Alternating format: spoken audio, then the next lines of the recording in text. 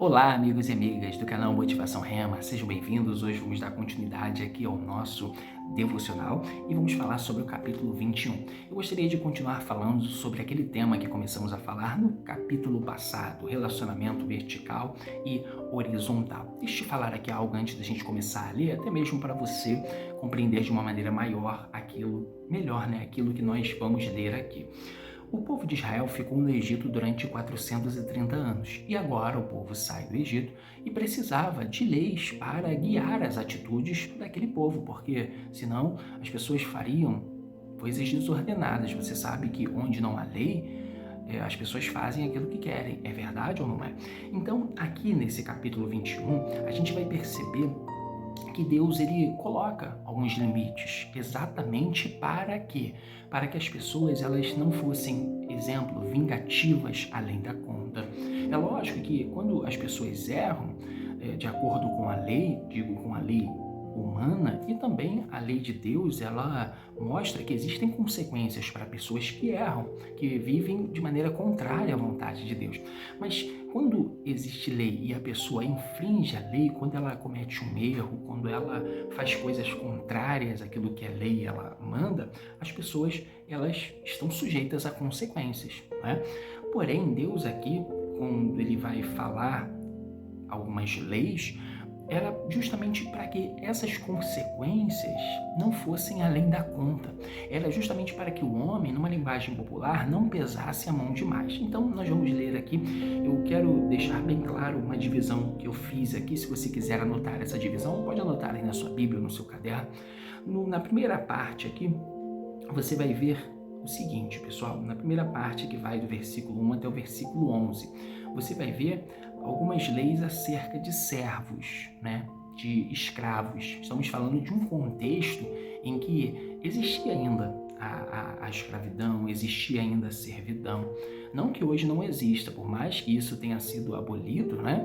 Pela maioria das nações, ainda existem, né? Em alguns lugares, pessoas que vivem em condições de escravidão.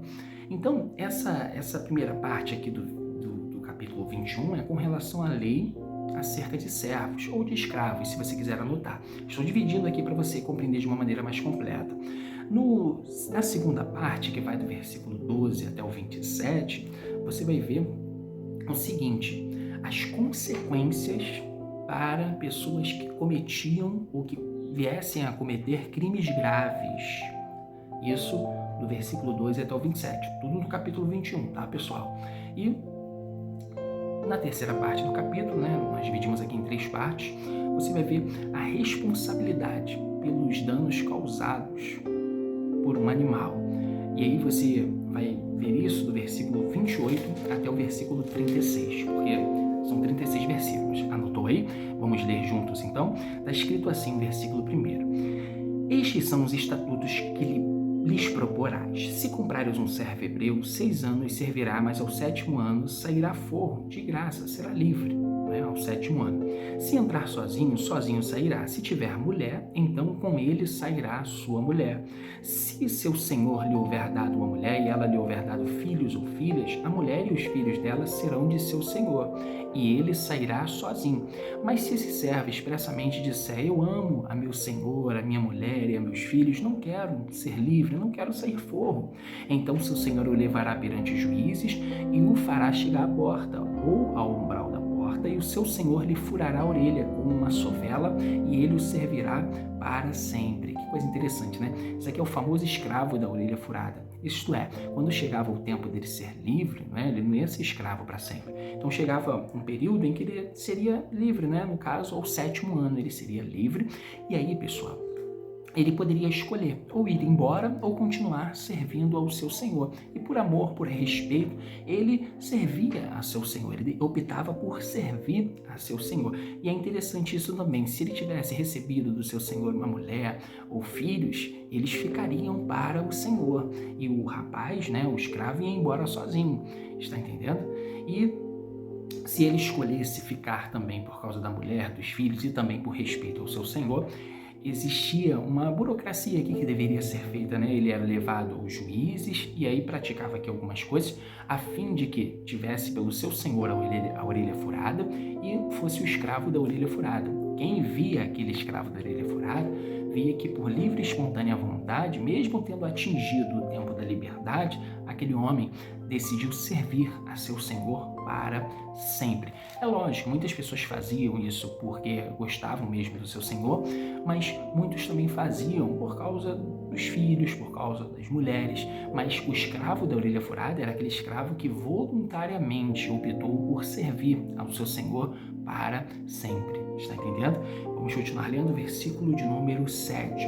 Se um homem vender sua filha para ser serva, ela não sairá como saem os servos. Se ela não agradar ao seu senhor, de modo que se não despose com ela, então ele permitirá que seja resgatada. Vendê-la a um povo estrangeiro não o poderá fazer, visto ter usado de dolo para com ela.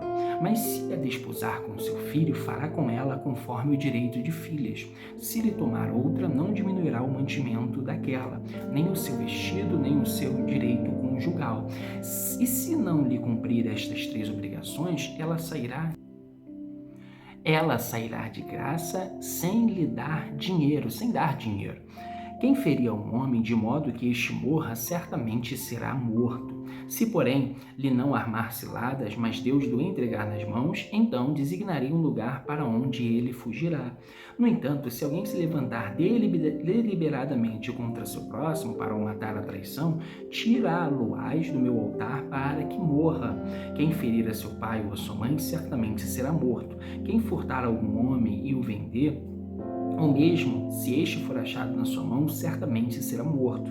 Quem amaldiçoar a seu pai ou a sua mãe, certamente será morto. Se 2 homens brigarem, um ferir ao outro com pedra ou com um punho, e este não morrer, mas cair na cama, se ele tornar a levantar-se e andar fora sobre o seu bordão, então aquele que o feriu será absolvido. Somente lhe pagará o tempo perdido e fará que ele seja completamente curado. Se alguém ferir a seu servo ou a sua serva com pau e este morrer debaixo da sua mão, certamente será castigado.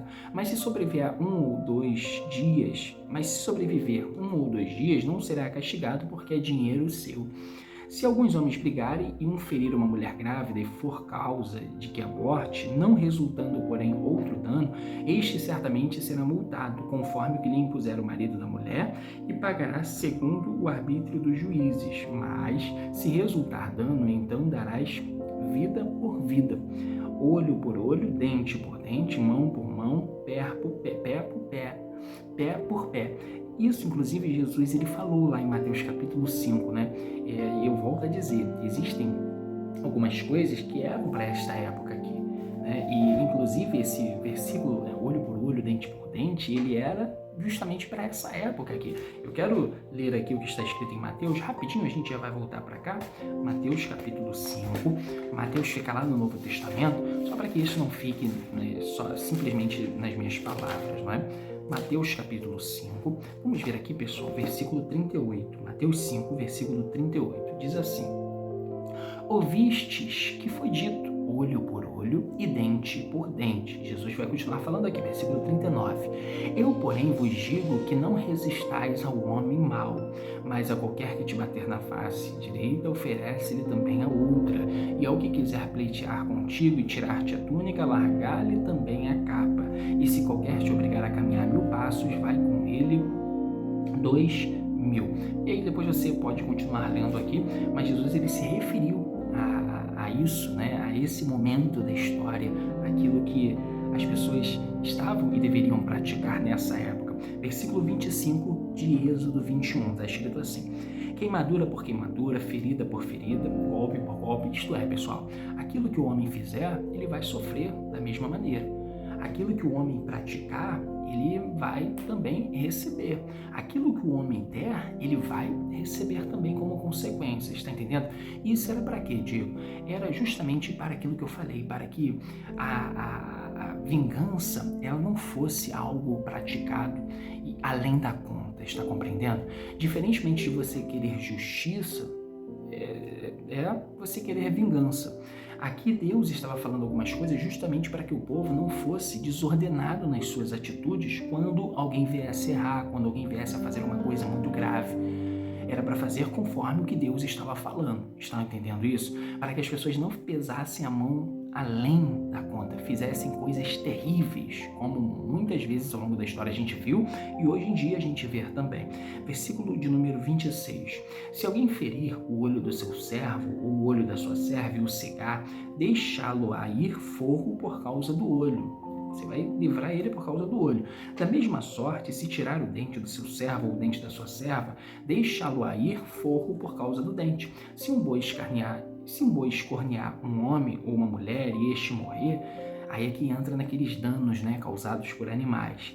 Certamente será apedrejado e o boi e a sua carne não se comerá, mas o dono do boi será absolvido. Mas se o boi dantes era escorneador e o seu dono, tendo sido disso advertido, não guardou, o boi, matando o homem ou mulher, será apedrejado e também o seu dono será morto. Se lhe for imposto resgate, então dará como redenção da sua vida tudo quanto lhe for imposto.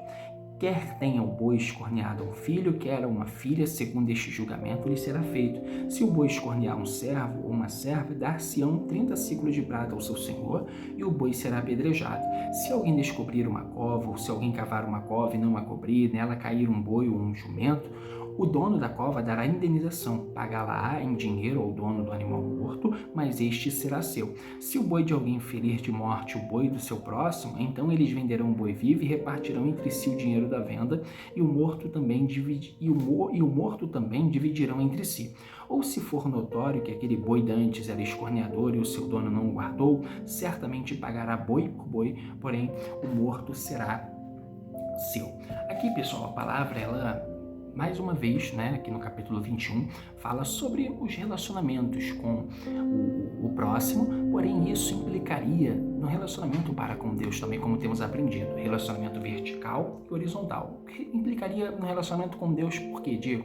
Porque era Deus que estava falando e o povo deveria obedecer, fazer conforme Deus estava falando. Eu quero fazer uma oração agora, pessoal, porque muitas vezes nós queremos fazer justiça com a nossa própria força, com o nosso próprio braço. Muitas vezes nós achamos que algumas coisas são certas e nós queremos fazer e resolver segundo a nossa maneira de resolver, de fazer. Porém, pessoal, Deus aqui estava falando para o povo o seguinte: olha, vocês querem viver da maneira de vocês, da maneira que vocês acham correta ou da maneira que eu acho correta? Eu quero também trazer isso para a sua vida. Você quer tratar as pessoas ou tratar determinadas situações como você acha que é certo ou como Deus acha que é certo? Ah, Diego, como Deus acha que é certo. Como Deus acha não, Como Deus fala que é certo. Então, nós vamos pedir a Deus agora para que nos ajude a lidar com situações, a lidar com o próximo. Você, de repente, está em uma situação em que envolve outras pessoas. Nós vamos orar para que você viva aquilo que Deus tem para você, mas também que você haja da maneira correta. Então vamos orar? Senhor, nos ensina a lidar com situações relacionadas ao nosso próximo, porque nós entendemos que na sua palavra ela nos revela muitas coisas que devemos fazer, Senhor. E devemos também saber que qualquer tipo de vingança não pertence a nós, mas a palavra ensina que pertence ao Senhor. Por isso eu quero te pedir em nome de Jesus, ajude essa pessoa a fazer a tua vontade em todo o tempo. E se essas pessoas estavam na dúvida sobre como agir em determinada situação com relação a uma outra pessoa, ajude essa mulher, ajude esse homem, esclareça o entendimento dela, coloque a tua vontade no coração para que ela haja da maneira correta e não pese a mão de uma maneira injusta, como nós aprendemos aqui hoje na palavra. Que assim seja feito em nome de Jesus. Amém. Amém, pessoal? Este foi o segundo vídeo dessa parte, relacionamento vertical e horizontal, e vamos avançando. Se você não é inscrito no canal Motivação Rema, se inscreva, compartilhe esse vídeo com outras pessoas, deixe seu joinha e até o próximo vídeo. Tchau, pessoal!